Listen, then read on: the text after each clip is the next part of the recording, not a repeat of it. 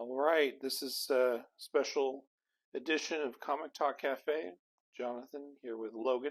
We're going to be talking about Guardians of the Galaxy. Just recently finished up their first major story arc of their new series with their annual, right? Yeah. So Logan's been following it pretty closely for the past few months. So he's going to be kind of giving a summary of kind of how he feels about it, and I think maybe focus a little bit more on the annual, right, and the ending of it. And so this will contain spoilers because we're just talking about details about the story and what you liked and maybe didn't like and things of that nature. Sound good? Yeah. All right. So here we go. Let's go ahead and get into it. Why don't you, Logan, give us kind of overview of what this whole story is about? It's basically all about Groot. There's kind of this idea, they call it Grootfall. There's like all these flying, burning Groot heads going around in this kind of deep space area, like taking over planets and like seemingly leaving nothing behind. And it's kind of like, it starts out in sort of like a Wild West setting. Everything, even some of the outfits are a bit more like in that style. Like, Rocket Raccoon's got a little like sci-fi eye patch thing going on. Sard's got his little cowboy hat and the little cloak get up. That's kind of how the theming starts out. Treating it kind of like the Wild West of space sort of thing. And they're trying to evacuate the worlds or stop the Grootfall events from happening. But there's plot twists. Plot twists. Always is, isn't there? Yeah, about like I think it was like around halfway through, maybe a little bit more than that. Turns out that Grootfall's actually not really like killing anyone, and that area is like the historical kind of grounds of Groot's species of the Flora Colossi, and like all those planets used to be part of they call it Groot space, and that it's just kind of been a process of rebirth basically. And so he's trying to, all the plants he'd taken over, he's like basically bringing everyone back to life out of his own plant matter and stuff. And they just need time to kind of get it all back together so that everything will be, because before that everything was kind of dying and stuff. Gotcha. It's kind of like rejuvenating it. And then by the time you get to the annual, there's some stuff going on with the Spar toy or Spartax. I don't know. I've seen the plural used both ways. I don't know what we're supposed to believe anymore. That's Peter Quill's kind of family. Right. Yeah, because he's kind of like a prince, right? Yeah. Which is definitely different from the movies. So it's a little bit of a different path that the comics have taken. He's not. He has nothing to do with ego in the comics at all. Right. All right. Very good. So maybe let's start off by talking about. So before the annual, how many issues were there? 10 issues. How do you feel about the story overall? It was maybe one of the best Guardian stories I've ever read. I am kind of biased because I really like Groot. That's fair. I thought he always kind of deserved his own dedicated kind of arc. But he finally got one here, and it was quite good. There's a lot of kind of like emotional scenes throughout the whole kind of story, particularly with Rocket, because he was trying. I think it was like issue 2, where he had like built a robot version of Groot, and he was like having to go around and essentially kill his friend over and over again, because they still thought that Grootfall was like a bad thing. They thought Groot gone crazy or something. Right. And there's definitely a lot of character development by the time you get to the annual. Everyone's kind of a very different person than where it started out. And I like that a lot. It's very character focused story. Yeah, it seemed like the team was kind of disconjointed a little bit, maybe. Yeah. Not quite synced up, I guess. Would you say that's fair? Rocco's entirely off the team, and everyone else was on the same team, but kind of just doing their own thing and not really working as a unit until really the very end of the story. Yeah, very good. So, what about the art? How did you feel about the art of let me just real quick though. The artist is. See, I was going to have this up, and I failed this. You failed this podcast. This podcast. Yeah. So it's Lansing is the writer, and last name Kelly is the artist. I think for most of the series, right? I think the entire series. Yeah. Well, no, sorry. Kelly is one of the writers. So it's Lansing and Kelly. So it's Colin Kelly and Jackson Lansing are the writers, and then Kev Walker is the artist. So yeah, and I think for the most part, I did notice there was. It looked like there was an issue that looked kind of like it was maybe a flashback. Maybe I'm not sure, but it seemed like it had a different artist, or maybe he was just drawing in a different style, which is possible.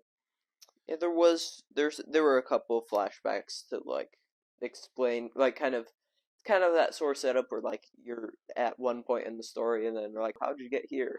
And then there is a little flashback section where it kind of explains what happened. Which sometimes I don't really like that as much, but it worked here because you kind of needed the first scene to be to set the tone because the tonally and kind of the setting is a lot different than most Guardian stories. So you kind of needed to have it straight off the first page. You need to set that up. You couldn't start in the background of it, or else you'd be kind of suddenly shifting into this entirely new setting out of nowhere. Or I think it works a lot better where you start there. Very good. So yeah. So you like the story, you like the art. Especially the cover art is Mhm. like on all of these. They're like, but this is one of these series where I was almost never picking up the variants Oh yeah. because just the base covers were honestly in many cases better than almost any of the variants.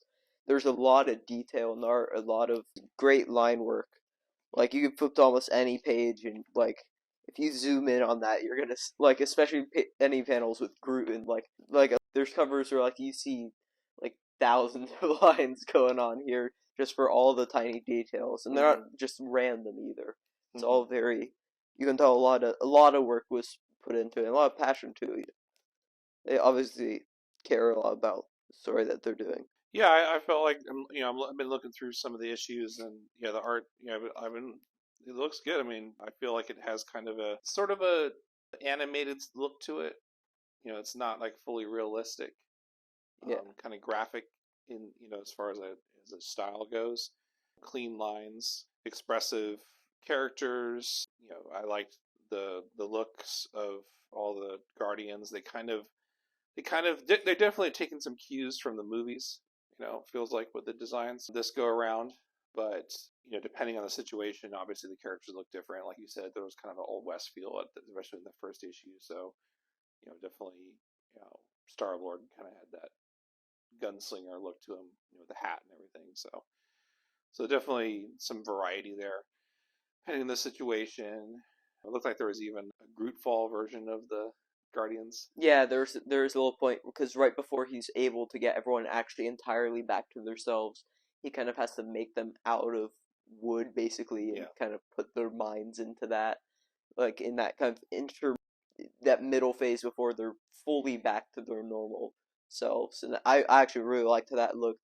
Like they had the ship kind of made out Yeah, I of see wood that. and everything, Mm. and the control panels are like these little panels he stick his hand in. It looks really cool. Yeah, it's like where's the action figures, right? Get the Grootfall style, I wouldn't mind that. of all the characters.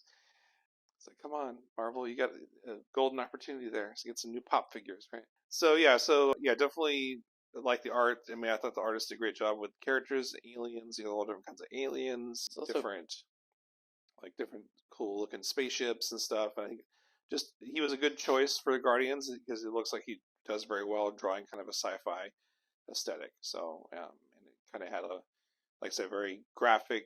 Like I said, from the standpoint of just the line work and everything was just very clean. it's also very unique. It's not Yeah. your kind of standard Marvel fare that kind of No. I don't want to say homogenized, but kind of like there's just sort of a standard art style of the industry, and this is very much its Yeah. own thing, and Yes. I appreciate that. It's kind of like it's a breath of fresh air. It's a brush.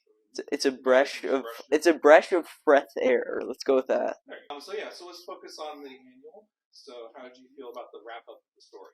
It was a very good conclusion. Honestly, like if they just ended this entire run right here, I mean, obviously, I want more of it with with the team they kind of have here. But it's that kind of good of an ending.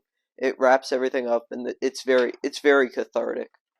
You even get some they bring some characters back. You get some reunions going on. It feels very it kind of wraps it all up, and it feels very satisfying, I guess is how you'd put it. And also kind of puts in perspective, kind of wrapping up the first issue, that it's all this someone telling this all of this as a story about the Guardians. Then you got like a little like a wooden sculpture that Groot made of all the background.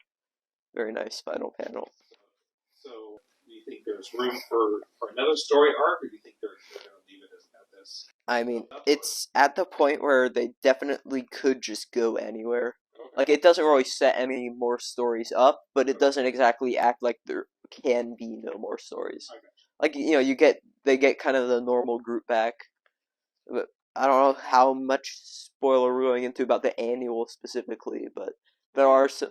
Drax dies, I'm just saying that. Or at least it's implied that. Because, he had that whole thing with being Arthur Douglas and then turning into Drax, and all that. All his whole backstory in the comics. It's a lot more complicated.